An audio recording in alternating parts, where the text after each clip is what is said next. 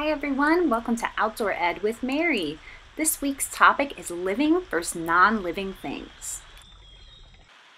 There are things all around us, living and non-living. We call these things together an ecosystem. There are all kinds of ecosystems, like a mountaintop, a river or a stream, a garden or your backyard. Even fern leaf is its own ecosystem. These ecosystems contain living and non-living things. In order for an ecosystem to be healthy, it needs both living and non-living things. Like this garden, the living plants couldn't survive without the non-living water, sunlight, and soil that feed them. Without these living trees, the side of this creek would wash away. Both living and non-living things are very important to an ecosystem. So how can we tell the difference between living and non-living things? Well, there are a couple of things you can look for that will let you know if something is alive.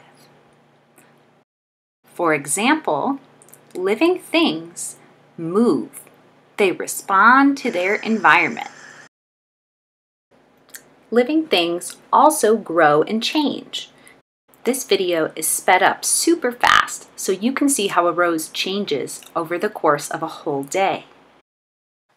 Living things also need to eat and drink water to survive. Finally, all living things reproduce, which means they can make a copy of themselves, like a baby chicken or a seed sprouting into a flower. Now that you know what makes something living, let's see if you can guess if each of these things are living or non-living.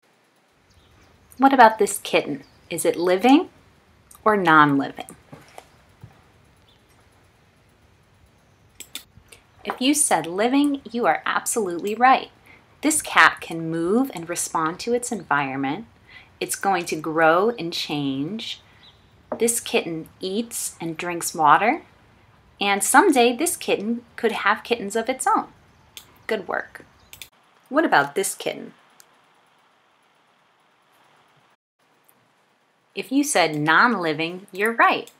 This kitten does move, but it doesn't need food or water, it doesn't grow and change, and it cannot have a kitten of its own someday. What about this monarch butterfly? Is it living or non-living? If you said living, you're right. Not only is the monarch butterfly living, but so is the plant that it's feeding on. The monarch and the flower need each other to survive. What about the waves splashing on the shore? Are they alive?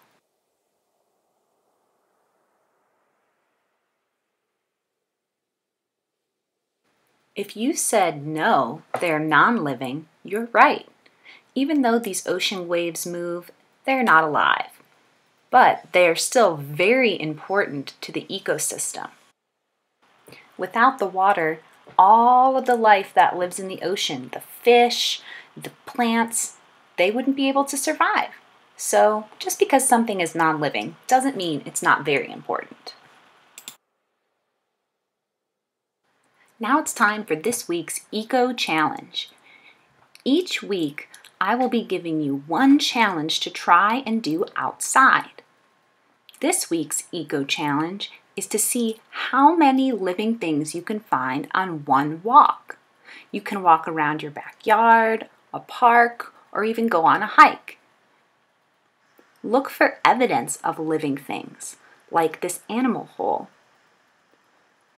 And don't forget to look carefully for tiny living things, like this bee feeding on this sunflower. If you'd like, leave me a comment below telling me how many living things you saw on your walk. And I'll see you for another Eco Challenge next week. Goodbye!